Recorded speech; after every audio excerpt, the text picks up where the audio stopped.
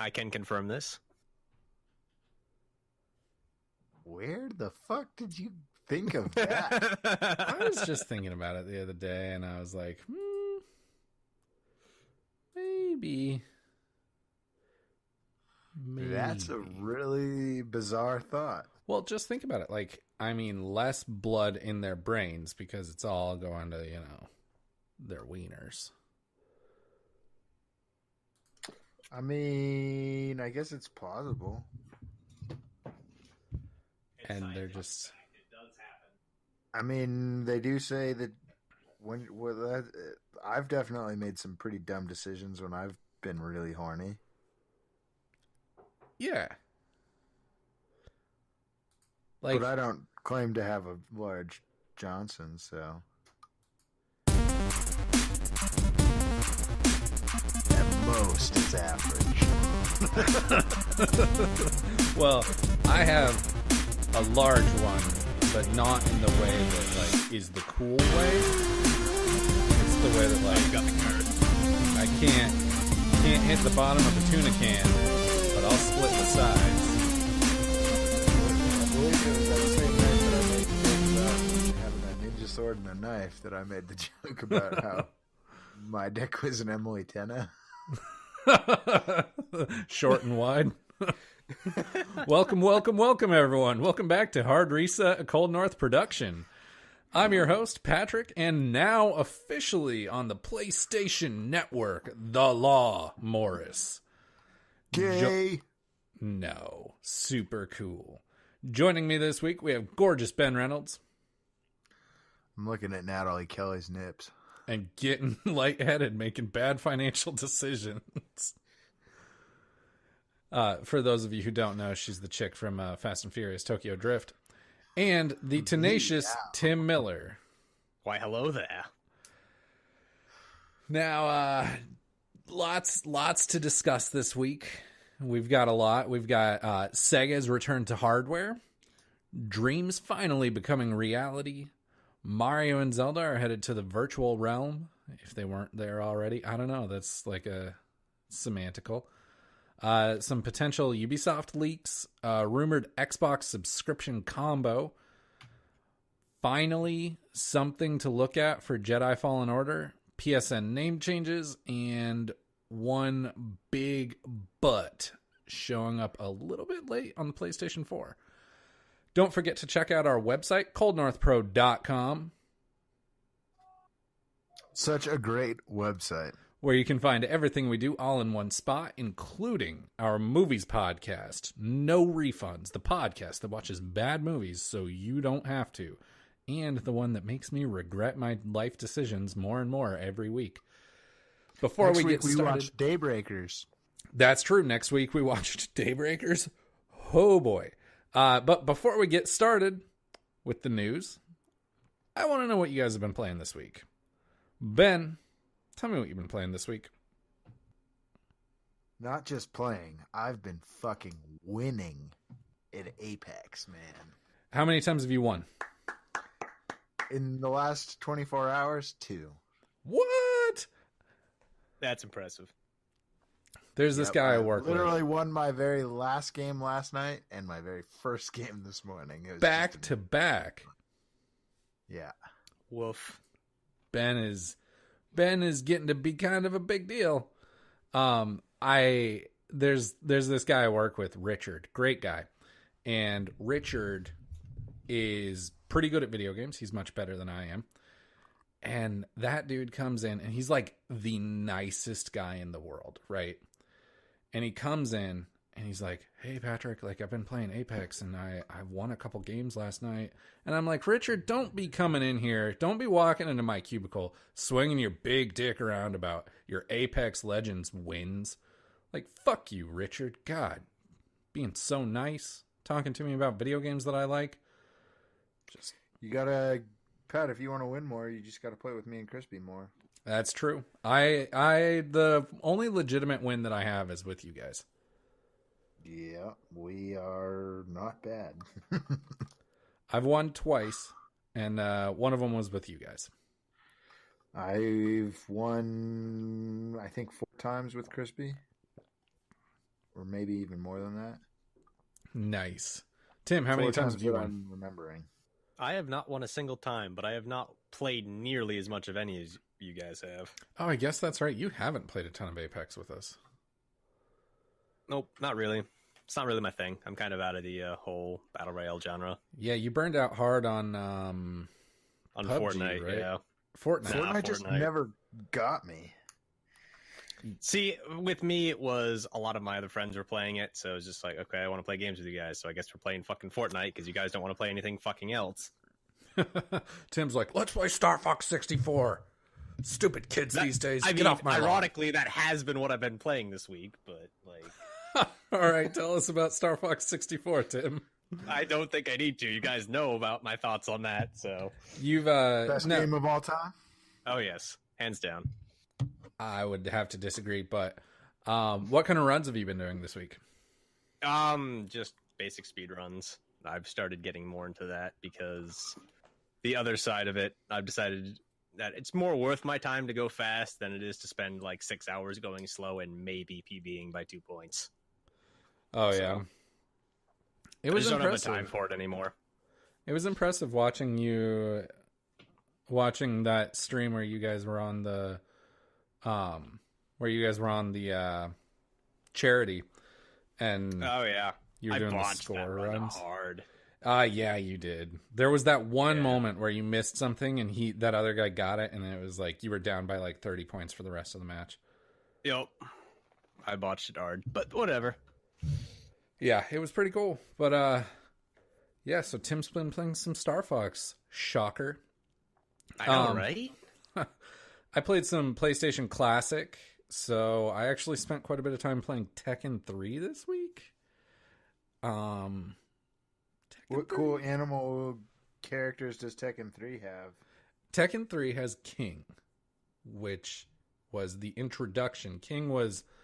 I think King was in Tekken 2. I never played 1 or 2. But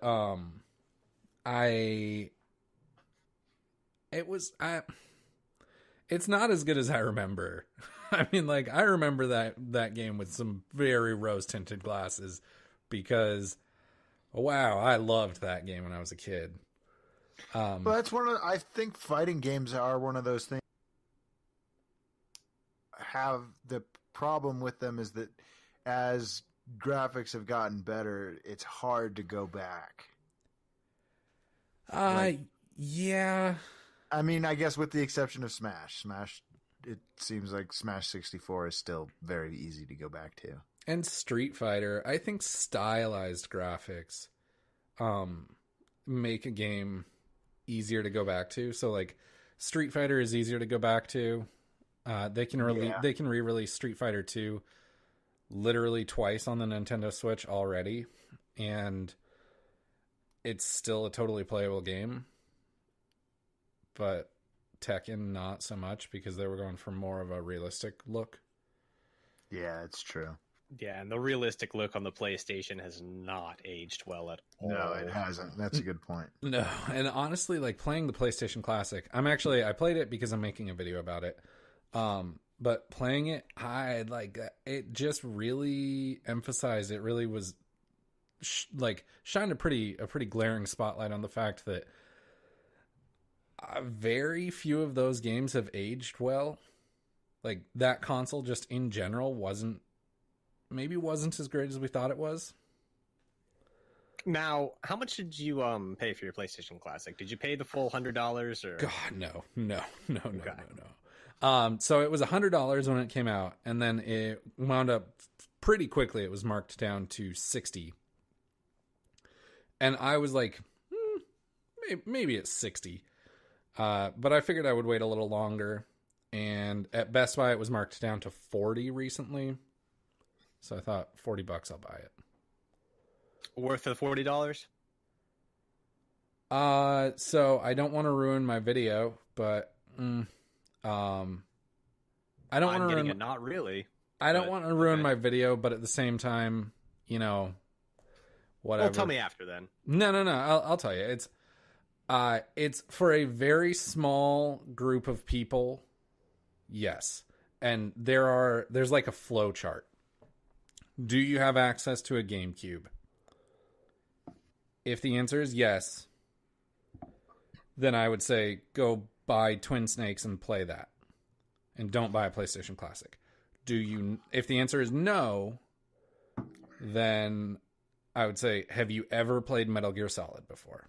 If the answer is yes, I would say don't buy a PlayStation Classic. If the answer is no, I would say buy a PlayStation Classic because it seems to be the easiest way to get your hands on a playable copy of Metal Gear Solid 1 in 2019.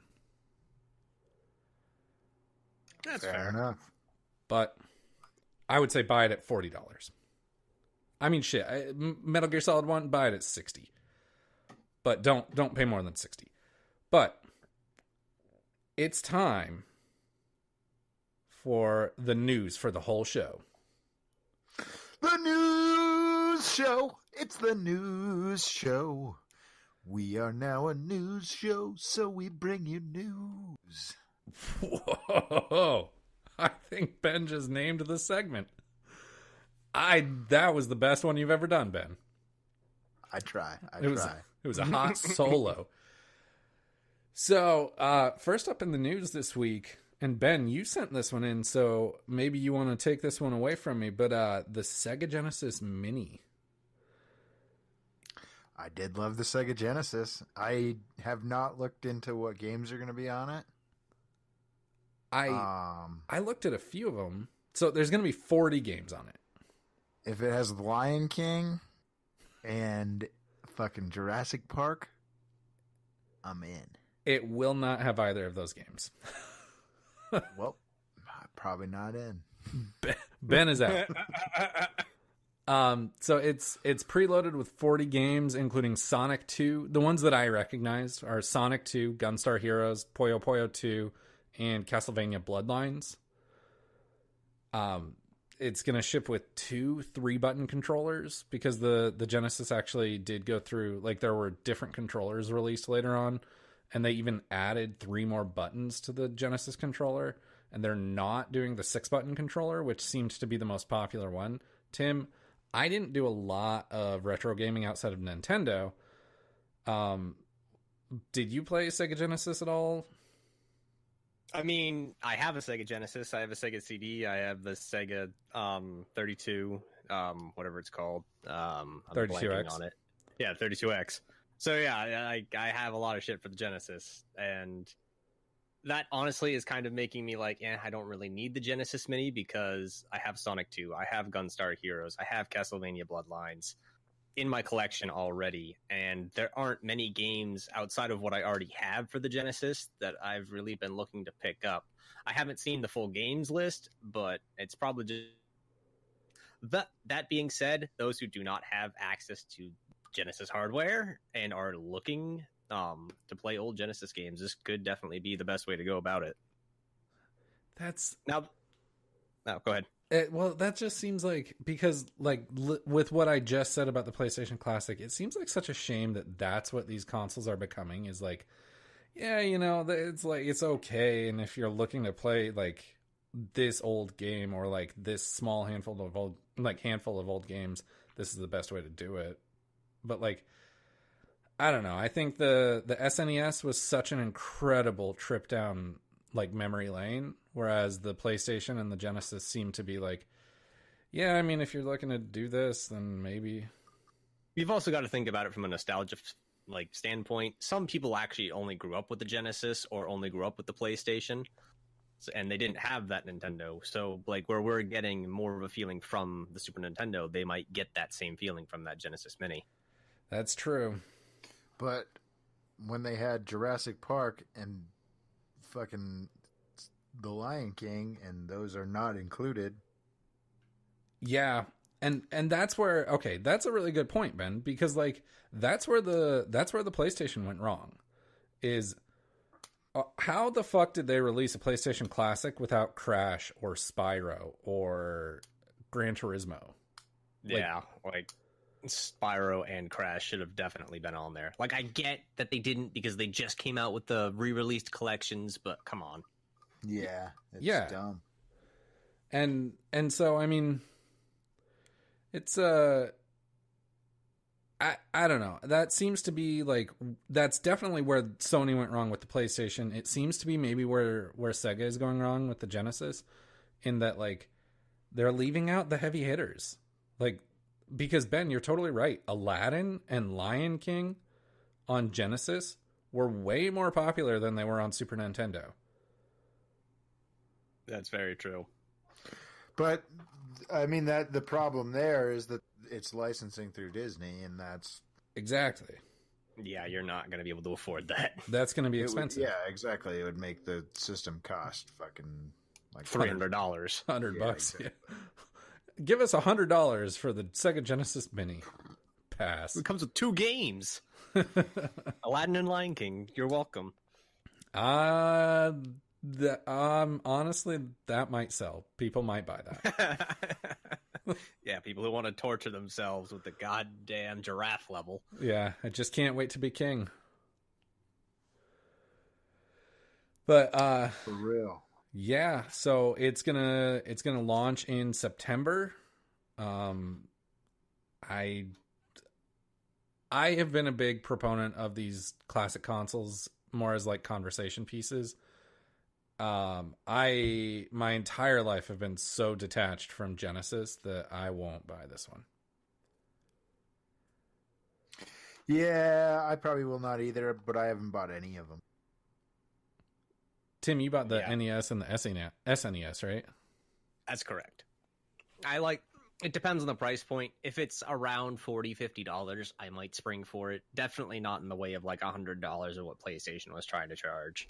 Yeah, that was ridiculous. But I'm going to have to take a better look at the games list than what you just mentioned, and I'll have to come to a conclusion at that point. Yeah. All right. The long-awaited PS4 exclusive Dreams is launching their early access on April 16th. So that's 5 days from now. Yeah, that's coming right up. This game is from, I think they're called Media Molecule. They are the people that made, it's the development studio that made Little Big Planet and Little Big Planet 2.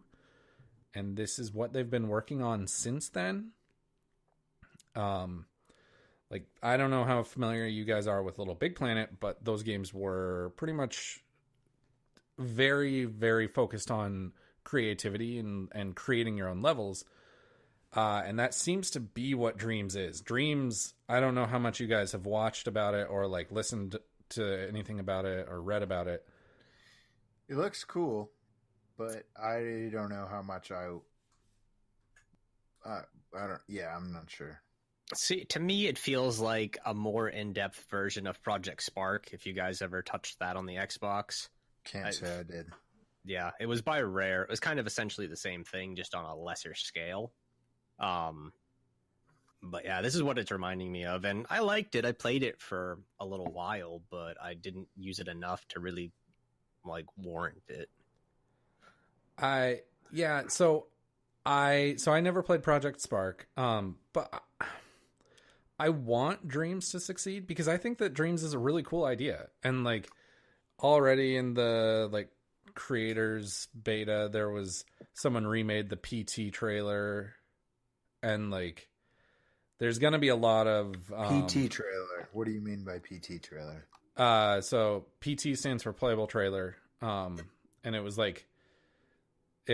back when Kojima was still at Konami, and he partnered up with Guillermo del Toro, and he and Guillermo del Toro were working for Konami on a new Silent Hill reboot, and it was called Silent Hills.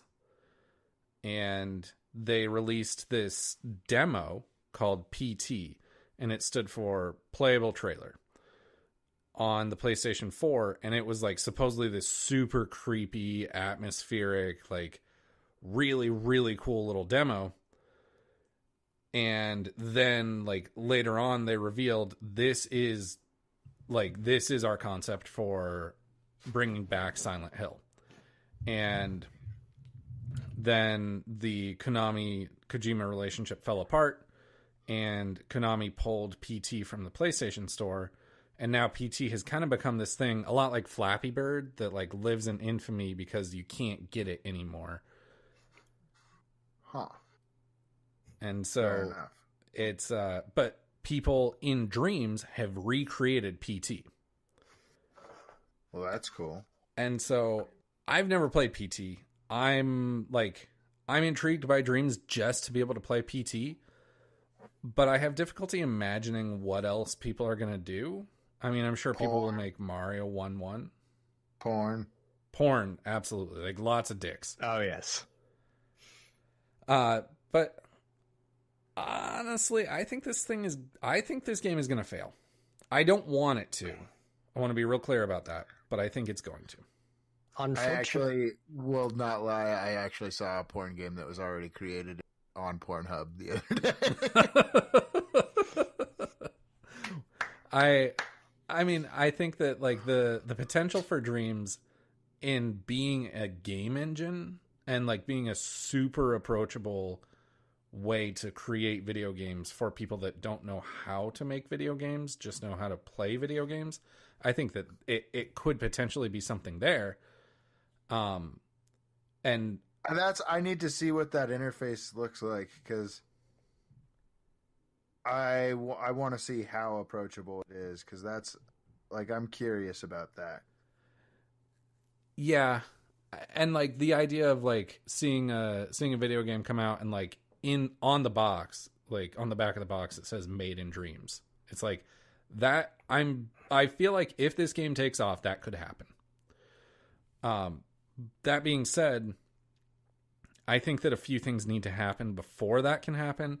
I think that it needs to get a lot of creators and a lot of people really interested in like playing other people's levels. And I don't think that can happen. Well, do you think it's just going to go the way of Mario Maker in that sense? Yeah, that's the exact example I was going for. Because I know that game's just turned into one massive, like, gonna fuck you in the ass kind of level thing. That's like the only kind of level you're gonna find nowadays in Mario Maker. Exactly. It's literally just people torturing other people. There's nothing that's like fun about it. It's just creators are having fun making something that's impossible. No one is trying to make something that's doable. Well, but I feel like in its existence, Dreams is way different than Mario Creator, because like you don't have to start with the basis of having it be just a Mario running through a level. You can literally do anything. Yeah, and I think that allowing people to kind of flex that creative muscle a little more. Because like one of the most well, yeah, definitely the creative muscle is exactly, because like one of the coolest things that I've seen created with it so far is that like card that's just driving, and that literally would not be that cool to play really, except for the fact that it just looks cool. Like it's just a cool ass thing where you're just a car that's driving downhill through seasons that are changing, which is cool as fuck. Yeah, that's true. I think that if it were to become like an actual platform to build video games on, it would, like, I think that they would need to have it like the PlayStation 4 version be kind of the like, this is baby's first development kit, and then they would need to have a PC and Mac version with a lot more like interface customizability, a lot more options, and like a lot more in-depth, like meaty development kit that like you could say buy for like, you know, $500, or you could license for $500 or whatever. Well, because that's the thing is, I think that have they said anything about like, are they going to own our creations in the game, or what's the deal with that? Well, that's another really good question, is like, who owns it? Because until they're licensing out Dreams as a way to create games, they own it. They own everything we make. And that has a lot of, like, that could potentially be a major problem, because if someone makes the next big hit video game in Dreams, Like if someone makes the next, say, like Journey in Dreams, they don't even own that. Yeah, it's problematic. And then you're also going to end up with major copyright difficulties because I mean, you've already seen people recreate PT.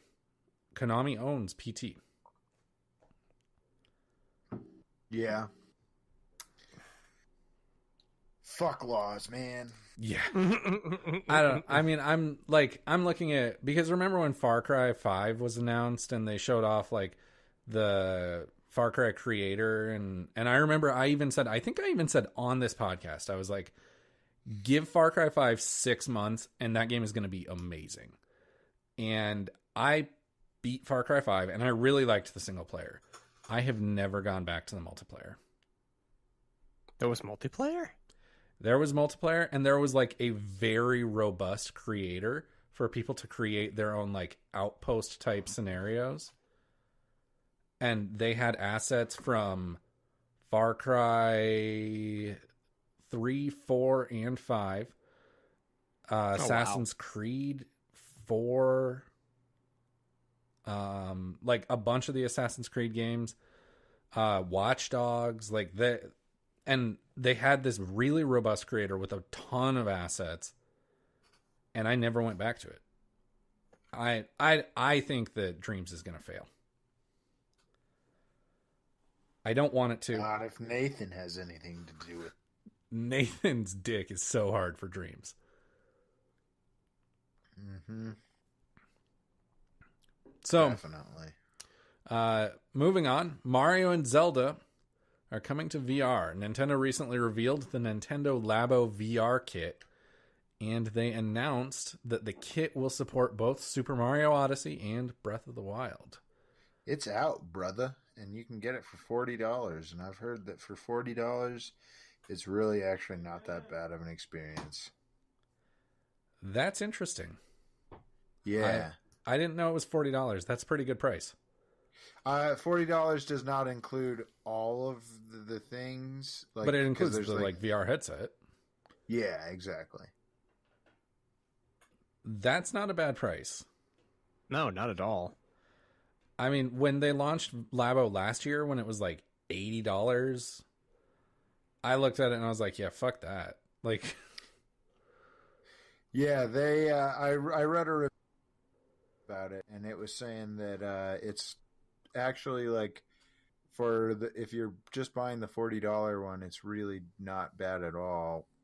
Like, I mean, yeah, it's nowhere near as robust as like a full-on VR headset, but it's it's a far better experience than just like a phone VR. And yeah, it sounds like it would actually be kind of cool. This person did, because the support for Mario and Zelda is not out yet, so they had not experienced that, and they had paid for the more expensive version that comes with the attachments. And the one thing that they did say is that the build was tedious. Yeah, the build seems to be pretty tedious on a lot of the Labo kits. Tim, did you buy any Labo? I have not bought any Labo. That was what this person had apparent. Well, I'm sure that they didn't buy. This person had other Labo things, and they said that the builds were all kind of tedious, and that it was annoying because the video acts like you're like dumb, like really dumb, and because it's trying to explain for children, and so like the video just goes very slowly, and you want it to go faster, I guess, is what they were saying. There's no skip button, I'm assuming.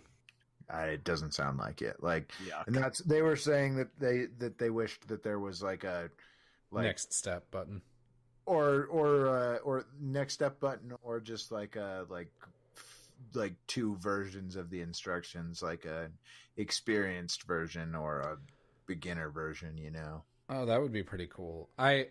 So Labo, talking about the instructions with Labo, and that it's something that perplexes me, because Labo and like IKEA furniture and like Walmart furniture, I mean, all of this stuff is like how is no one able to get this right except Lego? Well, Lego, like the fun of it is building them. And I think that IKEA kind of wants that.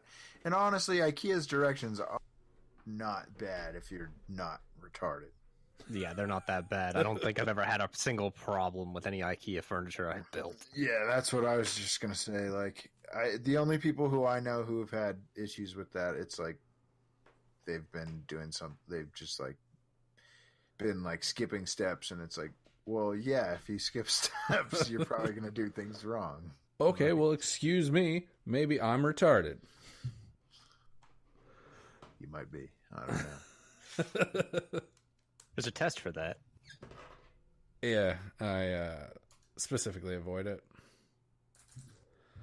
But anyways, yeah, so I don't know. I'm interested to see Labo. Like, I would like to try out the Labo thing for Mario and Zelda, but I'm not like dying to. I'm not gonna buy it. Yeah.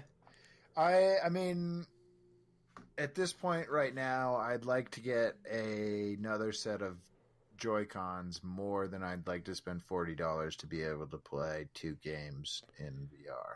Yeah. Same. Tim, you gonna buy this? Maybe. We'll see. It'll be like a flip of a coin, kind of like in the moment decision thing. It does seem like Joy-Con prices have dropped to just have dropped like $10 a lot in a lot of places lately. Yeah, I've noticed. That's awesome. Sales, so hopefully that's something that stays. Speaking of Nintendo prices coming down, I've actually heard that the Labo kits, the original Labo kits, the starter kit and the robot kit have been like on clearance at Target and other places for like $17. And honestly, for like $17, snap. I would buy it, and I would build it, and then I would like have fun with it, throw it away, and move on with my life. But yeah, see, that's the problem. I have like no room to store giant cardboard contraptions. Yeah, I would just want to throw it away. But there are some Ubisoft leaks in the news. Some potential locations for one of Ubisoft's biggest franchises, and another franchise that I think everyone kind of wishes would just go away. Some locations have leaked. So apparently the next entry in the Assassin's Creed series will be centered entirely around Viking civilization. Do you think that's because of the success of God of War? I was just going to say it's got probably has a lot to do with that. I'm not sure because it has to have been in development for quite a while. That's a good point. And like, I mean, Assassin's Creed is the series that has been pumping out a game year by year by year. Yeah, so. but I mean, they don't make those, like, they did not make Assassin's Creed Odyssey in a year. That just straight up does not happen. That game is, regardless of how I feel about Assassin's Creed, because I'm not a fan, Assassin's Creed Odyssey is a huge, gorgeous game that's very well put together. Yeah, if they put that game on sale, like on like a decent sale, I would probably try it, because I've heard that the RPG aspects of it actually make it feel a lot different than the previous installments. My biggest problem with it, it's too big. You played it? I've played it. I've finished the main story, but it's way What'd you play it on? big. I want to say PlayStation. Did you buy it on PlayStation? Yeah, I have it right here. It's a disc. Oh, damn. Sorry. I actually bought it on PlayStation as well. It was on sale at GameStop for $20 on the GameStop big sale day, whatever they had, their thing. Yeah, Pro Day. That's when I got it. Yep. It was on sale for $20. I bought it and I went to the store to pick it up, and I was like, you know what? I'm not going to play this. I don't like Assassin's Creed. And so send it to me. I didn't even, so I was like, just don't even charge me. Just keep it. I'm leaving. Oh, sorry to let you down, Ben. And Watch Dogs 3 will supposedly be taking place in London, according to recent leaks. Now, Watch Dogs 1 sucked. Yeah, I was going to say, Ben, I know you played Watch Dogs 1, and I don't think you were a fan. But, Tim, did you play Watch Dogs or Watch Dogs 2? I haven't played either of them. So I didn't play, I played just a little bit of Watch Dogs 2, and that game, I hate to say this, but like, I am not sure a game has ever made me cringe harder than Watch Dogs 2. It feels like they just like scrolled through Twitter and looked at everything millennials liked and like teenagers liked, and they were like, yeah, fuck it, throw it in. They like hashtags, throw it in. They like those glasses with like the LED or the light up, throw it in. Like, they like this word a lot, throw it in. And so Yeet. Yeah, exactly. My biggest problem with the first one was that it just instantly felt like you were too powerful. Oh, which it just like you could instantaneously like fuck with everything, and there was just no like, progression. I mean, I think there was still some progression, but the progression was just like it just like changed like the radius of how far away you could fuck with things. And oh, like, gotcha. I don't like if I can fuck with like a stoplight while I'm driving to change it to be green and like change like make a bridge close behind me and like all these things like that. Like it's like, oh, I'm already too powerful.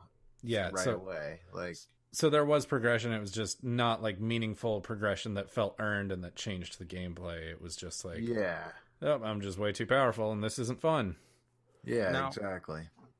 Now, correct me if I'm wrong, but GTA 5 came out about that time that the first one did, didn't it? GTA 5 came out a few months before. Yeah, see, like I was sunk into that at that point, so... Yeah. Yeah, I beat GTA 5 pretty quick on PS3. And then I think because it didn't come out on... Watch Dogs came out on PS4 and Xbox.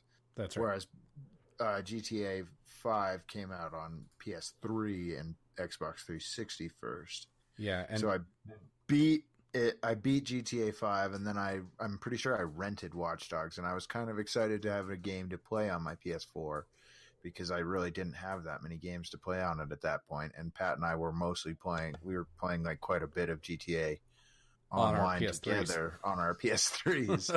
And so I was like, oh, cool. Maybe I'll eventually buy this because I just rented it from like Redbox.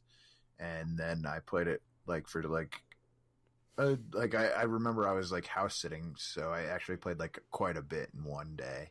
And I was just like, this is not very fun. And so then I think I took it back. Yeah, Ubisoft, honestly, in my opinion, is a pretty solid developer these days, and they need to let Watch Dogs just die. They need to take the Watchdog out to the shed and just. Well, I mean, maybe they'll blow us away with Watch Dogs 3, and we'll be wrong. Who knows? Maybe Watch Dogs 3 will replace GTA 5 in our hearts, but doubtful. But exactly. You know that's not going to happen for me. Exactly. So anyone who's listened to this podcast extensively knows that for me. That's right. New leaks are pointing to a new tier of Xbox Live that would include access to their subscription game service, Xbox Game Pass. The tier is said to cost $15 a month, and it would include both Game Pass and Xbox Live Gold. Now, I think that this is going to happen. I'm in. Exactly. That's why, is because people that are already paying for both are so psyched on it. And people that are on the fence about Game Pass are going to jump in. Yeah, it's like, oh, $5 more for fucking a shit ton of games. And like a lot of these games are actually pretty good games. Prey just got added to Game Pass. Isn't the standard Xbox Live Gold subscription monthly $15 to start right now anyways? 10. Oh, it is 10. Wasn't it 15 at one point? No. It's monthly it's 10, but if you pay annually it's 5. PUBG's on there now too. Prey just got added to Game Pass, and anyone who didn't play that game, seriously, go play that game. It's awesome. Oh, there's something for me, maybe. Except for you said it's scary, and I'm not good at playing scary games. It's not like horribly scary. Like, I would say it's nowhere near as scary as like Alien Isolation or Resident Evil 7. I'm shaking just thinking about it. I would say, honestly, it's not even as scary as Resident Evil 2. But it's really, really good. But I think that this is going to happen, and I think it's going to happen because of, Ben, what you said. I'm in because of that, but also because of the Xbox One All Digital Edition. Exactly. It like this level, like it's called Xbox Game Pass Ultimate. And they probably it'll probably come with 3 months of. Yep, exactly. Like Xbox Game Pass Ultimate and Xbox One S All Digital Edition are hardware and a service that are made for each other. I think that this thing moves consoles, and I think that the consoles move subscriptions. They fit perfectly together. I think this thing is absolutely a go in May when the rumored Xbox comes out. Well, that's like today I bought a new Apple mouse at Best Buy, and Best Buy currently is offering 3 months of Apple Music with any Apple product that you buy, and it's just like if you're not already a subscriber, and it's like, oh yeah, like that's Seriously? Just like chump change for them to give out. Go buy the friggin' dongle for $9. Go buy the little headphone adapter for $9. I guess maybe not. I guess maybe not. The accessories that small, but like even for a mouse, they were offering me 3 months of. Wow. Yeah, and I was just like, that's just like that. That's so like, it's just a no-brainer for them to give 3 months of that with the new all digital Xbox, and then like that'll just get everyone hooked. Yeah, absolutely. That free 3 months, and then they'll be like, oh shit, man, the fucking games that are on this for free, and then like there are games that already come out that are free that are awesome, like Apex, and if you're so inclined to Fortnite, then Fortnite. Yeah, and these two things are a match made in heaven. Well, and especially now that they have PUBG on there too, so literally you can play all three of the major battle royale games on Xbox for free, or well, not free, but for $15 a month. Yeah, and by the way, Ben, I love that you say all three of the major ones. Sorry, Firestorm, you just suck. Well, yeah, fuck that game, man. Fuck Call of Duty Blackout. Yeah. Fuck Blackout. What about Totally Accurate Battlegrounds? Wait, neither of you know what that is, do you? No, God. Tim is talking about some 10-cent ripoff shit. It is a meme game. It's pretty funny. Oh, man. Go take a look. All right, so I forgot to put Star Wars on the runner show, but they're tweeting about Jedi Fallen Order, which boners. Yeah, well, the celebration's coming up, so they're supposed to have a major announcement at the celebration. I guarantee at Celebration we're going to see the first trailer for Jedi Fallen Order. I bet we'll see the first trailer for Episode 9, and we'll definitely get a name for Episode 9. Yeah. Oh, dude, I can't wait for Jedi Fallen Order. That fucking poster you posted. Oh, yeah. Make Jillian fucking post that on Instagram with this fucking trailer, with this episode. Oh, that's a good idea. Yeah. So the poster is awesome. That crashed Star Destroyer, and the GIF that they posted. What the fuck happened to that lightsaber? Whose lightsaber is that? Well, and just, I mean, the whole concept of it is you're a Jedi who survived the fucking order. What's the order? 66. I'm blanking on the number. 66. That's what I was thinking it was, but I was like, I don't want to say it and be wrong. Oh, I don't want to look like a fake fan. And we would have been fine. It's 69 420. Yeah.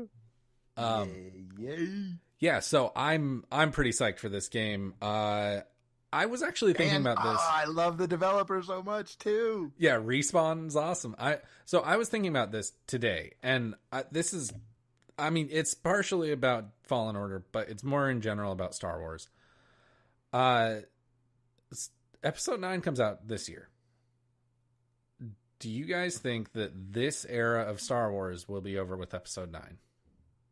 I hope to God so. I'm with you, Tim. I think that, I think that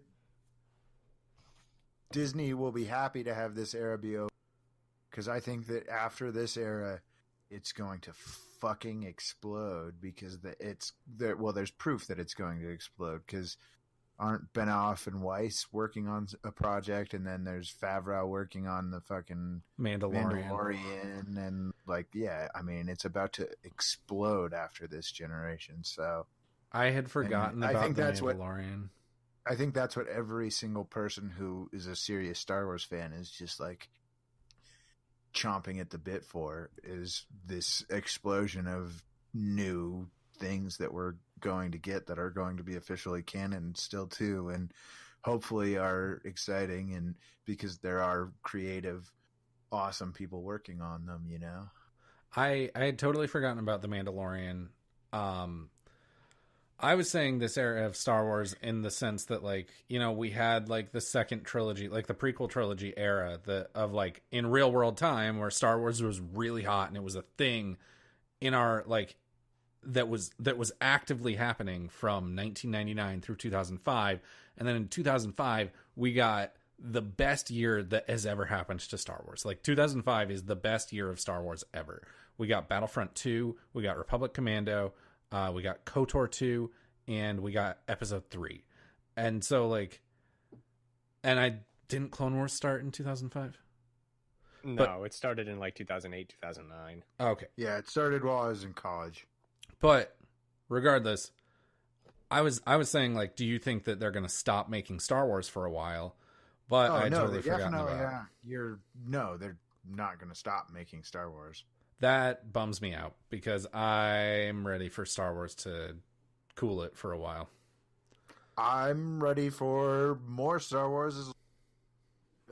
I think we're going to get more shit that's out of the fucking the extended universe. Skywalker. No, we're going to get things that are out of Skywalker Saga, which is exactly what you say you want all the time. So you should be fucking excited. So I don't say that I want that all the time.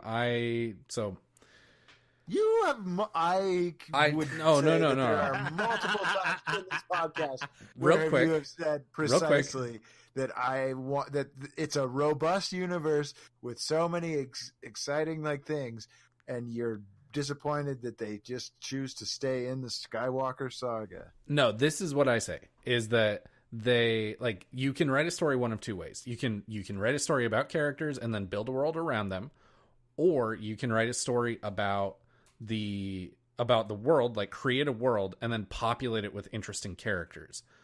Star Wars is a story about characters with a world built around them. Everything in Star Wars revolves around the Skywalkers. And Star Trek is a really complex, really interesting world that's populated with really interesting characters. And so while Picard is off doing this, we have a ton of other characters off doing other interesting things that are also of consequence somewhere else because the universe doesn't revolve around Picard. And that's where I think Star Wars is flawed, is that the entire universe revolves around Skywalkers, and they have they have conditioned us as an audience that if it doesn't have to do with a Skywalker, then it is of no major consequence to the universe. And so maybe they'll prove me wrong. Maybe the Mandalorian will be really cool. That's my problem with Star Wars. But I think you agreed with me that Solo was very fun to watch. I did not, because I haven't watched Solo. Oh, I thought you did. No, that was me, Ben. I like Solo. Okay. Yeah, Solo is fun to watch. I'm going to watch it. And the last one, which was, or the other one that was not Skywalker Saga, the Rogue One. Rogue One was we all loved. I'm pretty sure, Tim, you liked that a lot as well, didn't you? I did not. That's actually one of my least favorite out of these new ones. Okay, so Tim was not a fan of Rogue One. I thought Rogue One was okay.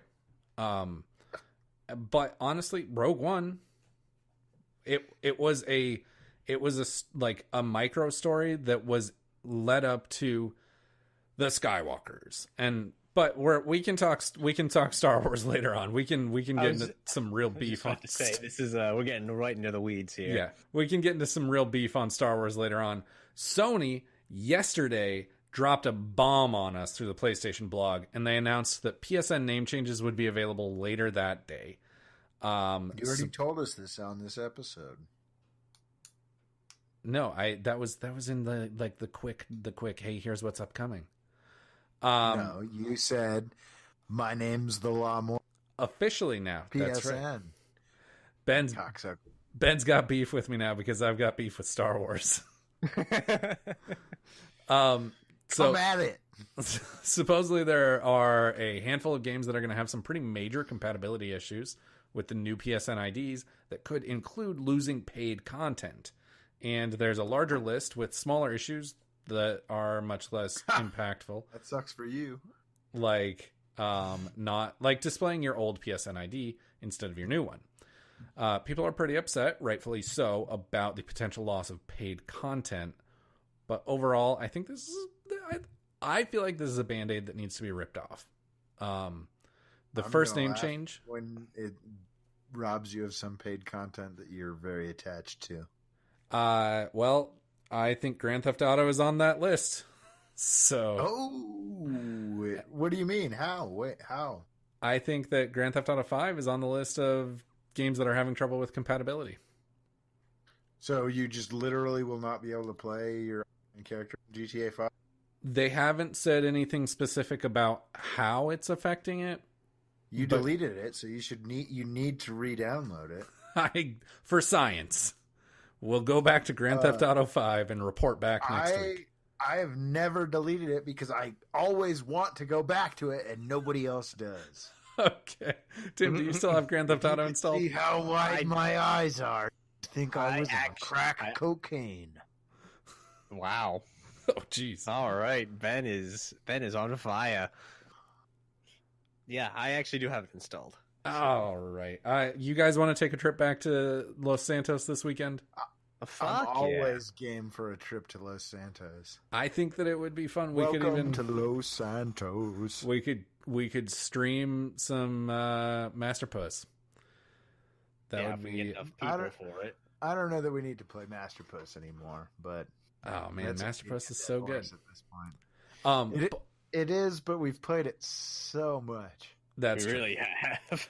Okay. If we could get like an 8-on-8 game, 4-on-4 or something like that. No, I mean 8-on-8 would be like I want like a big game of it would be really giant fun. Like squads. Yeah, like because we've played 4-on-4. Like I want like a monster game of it. That would make it way different. All right, let's arrange it and we'll set it up. We'll recruit as many people as we can. We'll try. I don't and think get we have 16 friends. No, we've only got like 4 friends. Outside of the 3 of us, there's only like 3 more of us. Exactly. But so the first name change for PSN is going to be free, but then all subsequent name changes are going to cost $10 or $5 for PS Plus subscribers. So effectively $5 because you if you're subbed to PS Plus, or if you're not subbed to PS Plus, why do you care, right? So Tim, I want to get your opinion. Okay. Is this a laughable thing? Is it laughable that they're so far behind the 8 ball on this? Or incredibly. Has Sony done so much right this generation that they get a mulligan? Nah, they don't get a mulligan. When something goes wrong, you have to hold someone accountable for it. And this has definitely gone wrong, especially with the compatibility issues that you just mentioned. And I mean, my PSN name's already perfect, so I really don't give a shit. Yeah, That's the thing, is like, there for you it was like, oh yeah, this is great, I don't really care. And that's it's there I feel like adults in particular are like, they develop their online persona, and they have like their name and it's their handle, and it's like, it honestly, it sounds so stupid, but it's a part of you. Yeah. And like, people get settled in, and adults are like, yeah, this is who I am. And but then there are kids who are wanting to change their name every few months.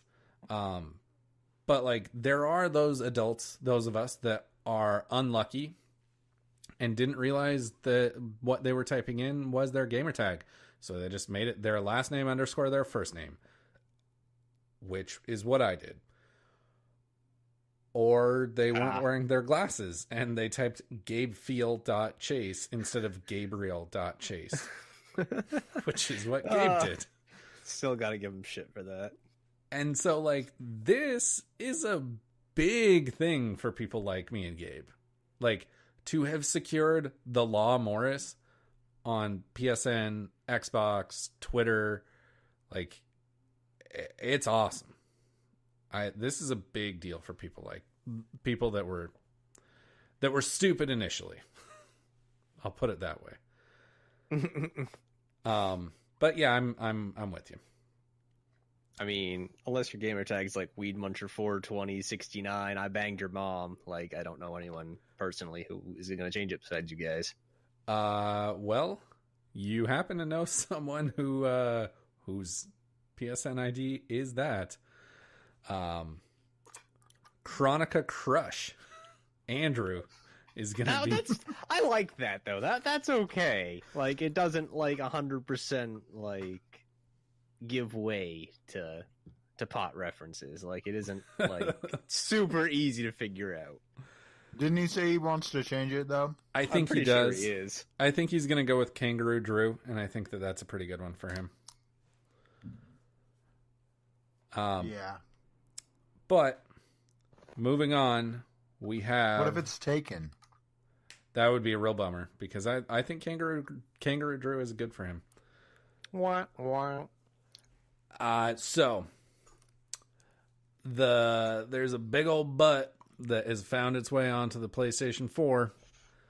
Ooh. Devil May Cry 5 launched on PS4, PC, and Xbox recently, and this is one I want to kind of have a little bit more of a conversation about. But on and one scene in particular in this game featured a very prominent bare lady's ass. Yeah, and it did. The PC and Xbox versions of the game displayed that crack very proudly. But for whatever reason, the PlayStation 4, Sony decided that the PlayStation 4 is for babies, and the crack was obscured by a patented J.J. Abrams lens flare. Well, the most recent patch of the game has removed the lens flare and let that crack breathe in all its 4K glory on the PS4 Pro, and it's also viewable on the PS4, but I don't know why you're looking at butts if they're not in 4K. Now, this was a weird move initially. Like, everything about this story is weird. Like, why was it obscured?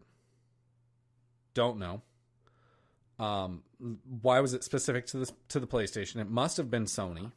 So I don't know why, but it's interesting. Like, it's a weird move, and it's actually led to a much larger conversation about censorship in video games. And I'm about to play devil's advocate, because it's super easy to sit back and say censorship is bad. I don't like it. Because, like, we all know about, like, there are tons of examples of censorship in video games. Tim, this is specifically why I wanted you on this podcast, is because you have a pretty extensive knowledge of the history of video games. So, it's true. I'm sure you're aware, in Mortal Kombat 2 on the Genesis, characters bled. And in Mortal Kombat 2 on the Super Nintendo, characters sweated a lot. Yeah, that was kind of weird. But yeah, that actually sparked a huge, like, I think not Mortal Kombat 2, but Mortal Kombat 1 was the one that sparked the ESRB rating, I think, or It's ESRB, whatever it's called. Mortal Kombat was a very controversial game, but and I'm glad you mentioned that. What like birthed the ESRB was the game Night Trap.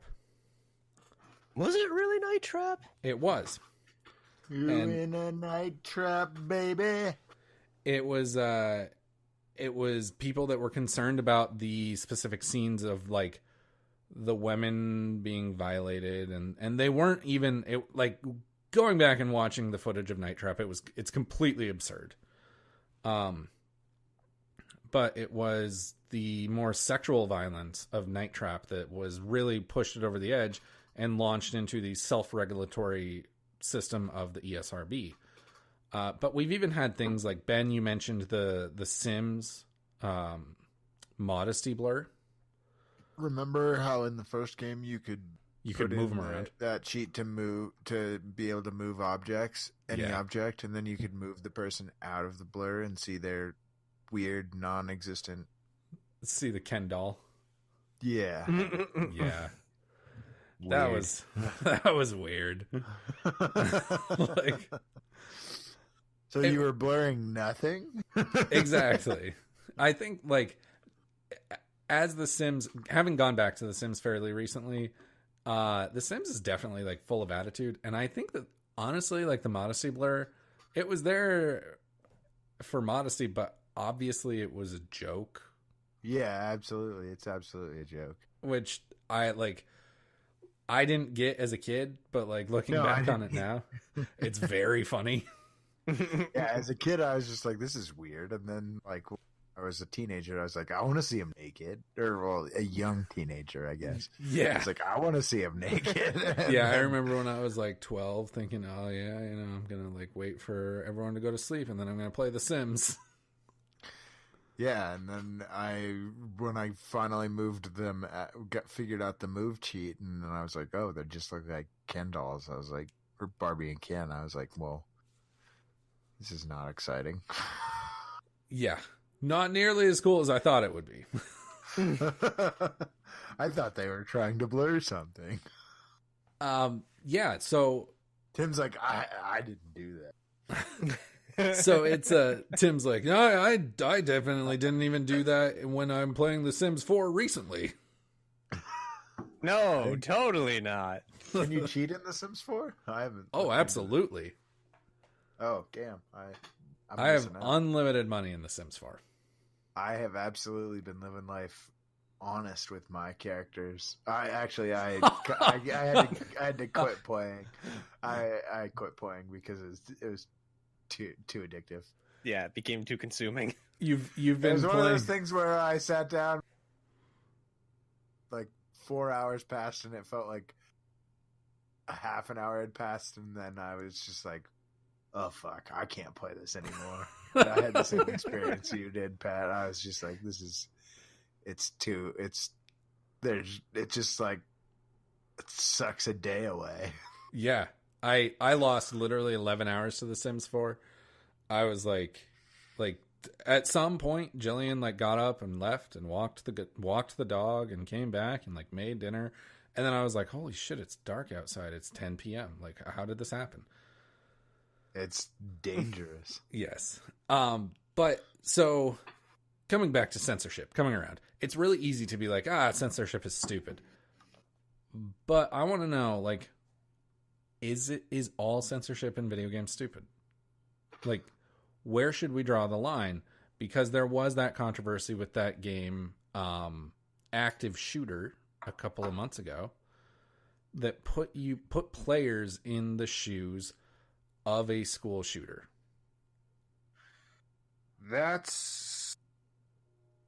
I'm one. I mean, because then you go back to I'm pretty sure when we first talked about that on this podcast, we brought up that level in, I believe it's the second Modern Warfare. Modern Warfare, where you shoot up the airport. Speaking of which, they're removing that from the remake that they're doing. Oh, really? Mm-hmm. I didn't know they were doing a remake. I didn't know that was confirmed. Yeah, there's been rumors going around about it, and there's also been rumors that the Russian airport levels are being removed. I really, for purely selfish reasons, I hope they don't, because I want to see that meme wants to shoot remade. up what meme? The meme, like, remember, no, whatever. So, like, there was, like, remember, no pre-orders. And, like, saying that to your comrades. I don't remember that meme.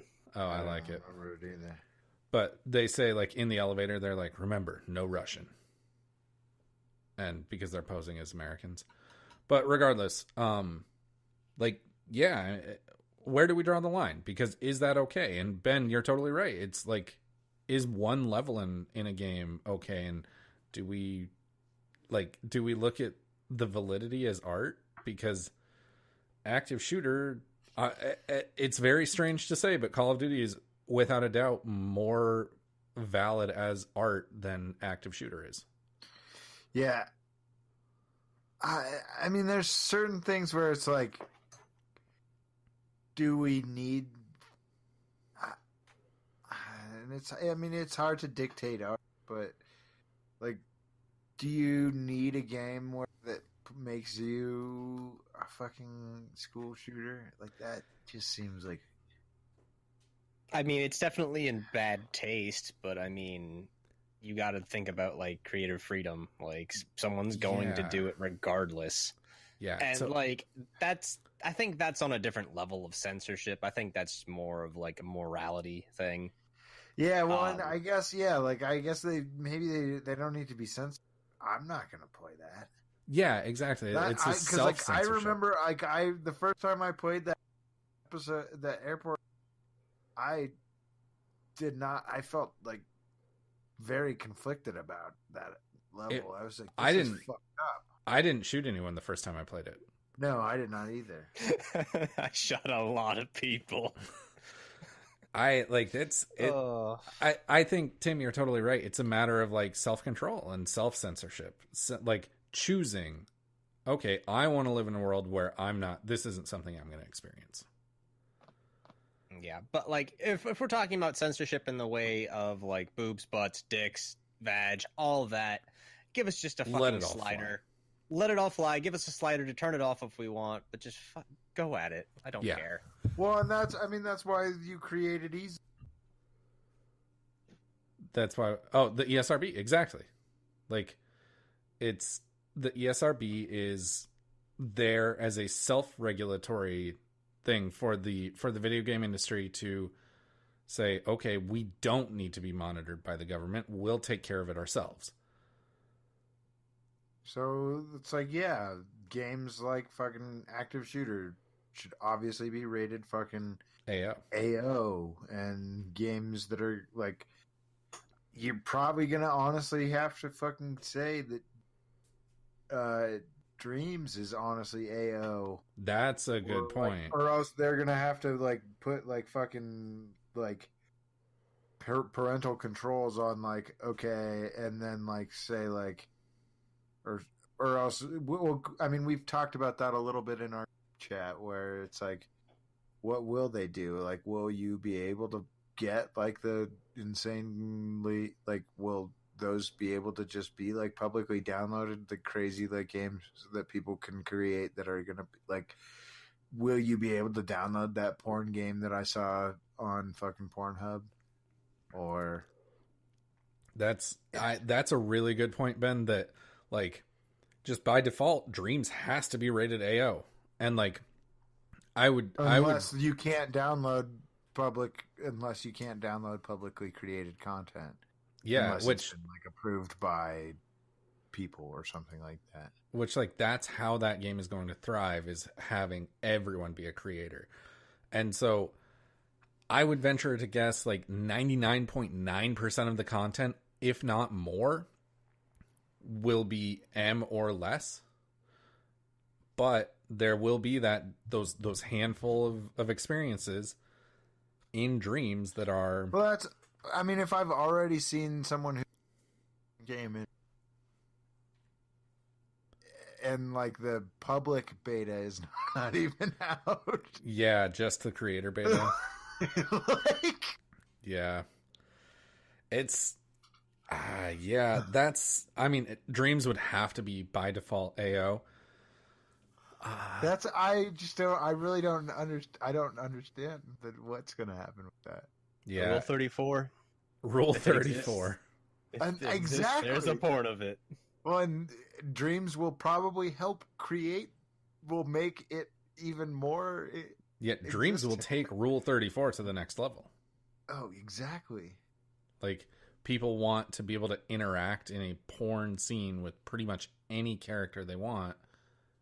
It'll be possible. There we go. You sold me on Dreams.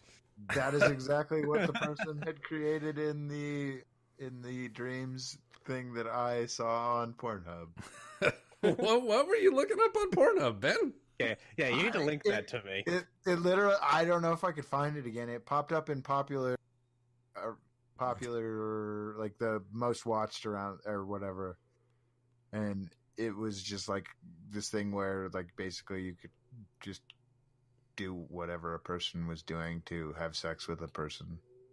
It was a pretty basic porn game, but it was clearly created in Dreams. And everyone is learning Dreams right now. Like Dreams games are going to get so much more complex in the years to come because people will learn how to use it.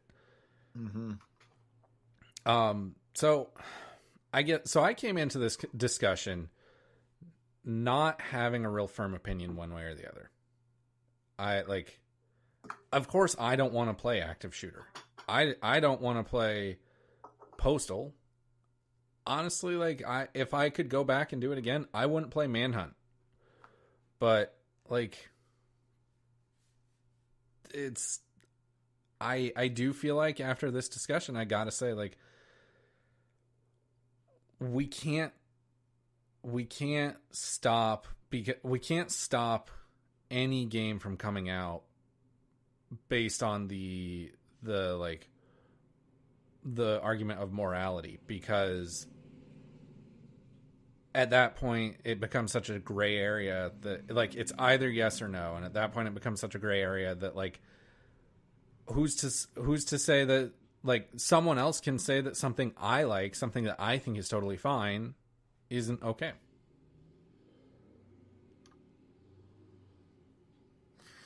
Yeah. I mean, you can't dictate art. Yeah, I guess I would say let any game come out, but we need to have the SRB. And they need to toss out that AO rating on games like Active Shooter and Dreams. And I'm very curious what the ESRB will Dreams. I'm honestly No, go ahead. Oh, no, I don't know where I was going, so you go ahead. I'm sorry. I think the ESRB needs to be revised. Personally, I think they need to really take it into consideration and start changing some of their ratings, some of the way that they look at games, because gaming's become a much bigger monster than it was back in the 90s when it was originally created, and a lot of the stuff has not been changed since then. It's time for a total overhaul, because you're right, Ben. You're right, Tim, is when it was created, they weren't ready for games like Active Shooter.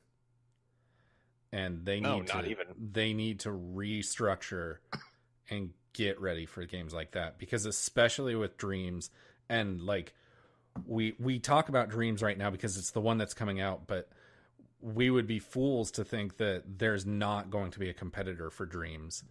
So especially with Dreams and whatever is going to come out that competes with Dreams, as these creation tools become more and more accessible to wider audience or wider like pools of creators, we're going to see these things become unmanageable.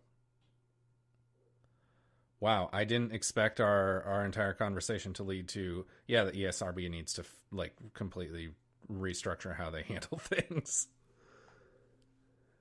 But it's very apparent that they do at this point. Yeah, absolutely. I think that's a really good point, Tim. So, Well, that's yeah. I mean, we just basically by thinking about what you could do with dreams, yeah, we it's just proved the point. it's going to be a new frontier. We're kind of headed out into the Wild West with dreams. It's Thanks like, a lot, PlayStation. yeah, way to go, Sony. Media Molecule, you're fucking it all up. For the record, that ass is quite fine. All right. So, thank you for lightening the mood. What are you guys going to be playing this week? Ben, I want to know what you're going to be playing this week. So I just wish that by the Teriyaki Boys could play right now, because I'm going to play some Forza. I thought you were going to say I'm going to play some Need for Speed Underground. Nah, dude. Forza's the new Speed Underground. Watching Tokyo Drift just made me wish that Playground would make a racing game that was like Underground. Had that style and that swagger to it. Mm-hmm. I mean, if you want to scratch that itch, Need for Speed 2015 is good for a solid 6 to 8 hours of gameplay. If by that you mean 6 to 10 minutes, if you can actually stand it. See, that's the thing, is the car customization and the free roam is in Forza is so good that it's like okay that the story / gameplay is so the tone shallow. is off. Yeah, it's just shallow, and that's not what you want really. But the driving and the tone to the customization are just both so masterful, especially with the changing seasons. Yeah. Are you going to be streaming any drunk driving?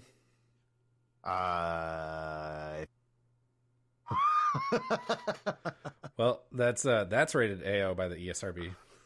It should be. It's very funny watching you just run into walls constantly.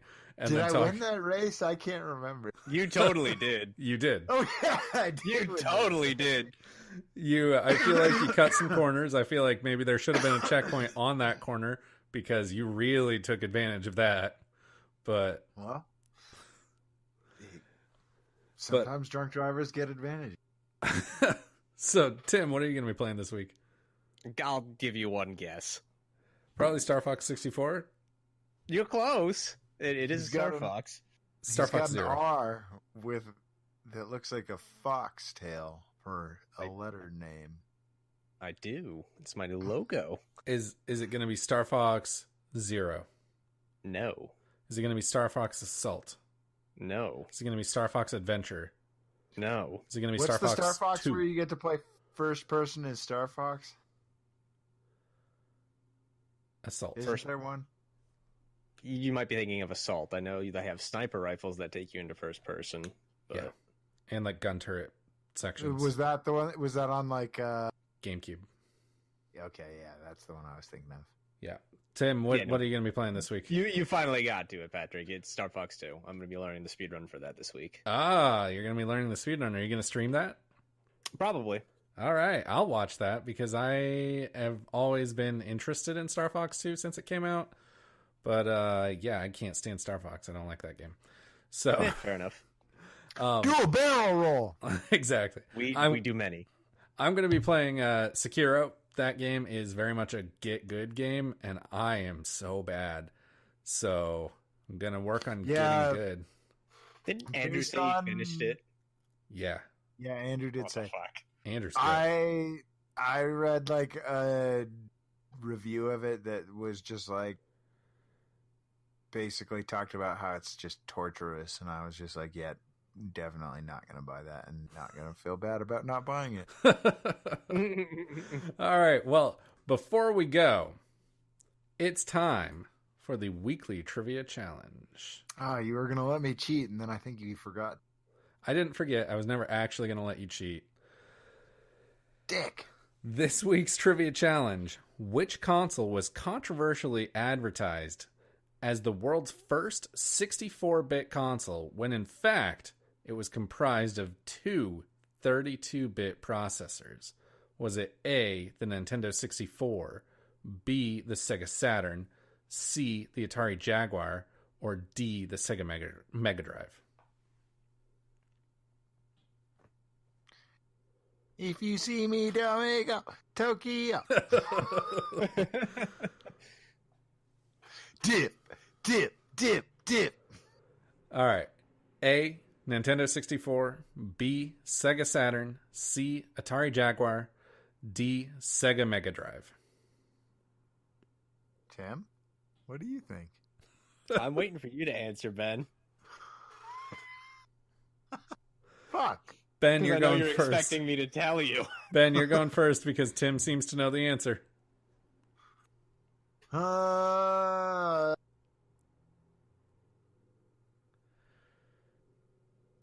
Did you say something? You cut out.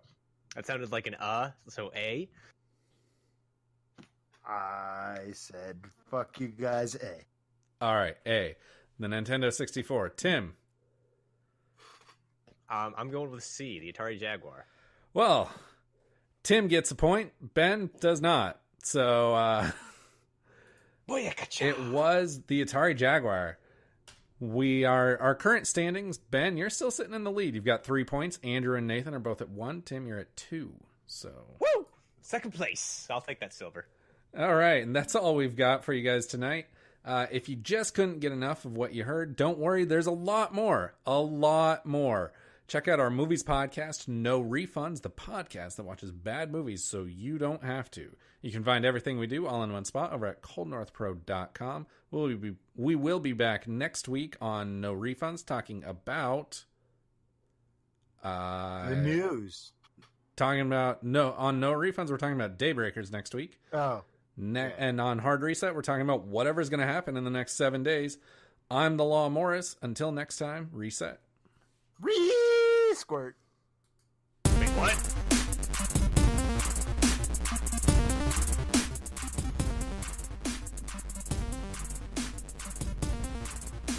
Reset.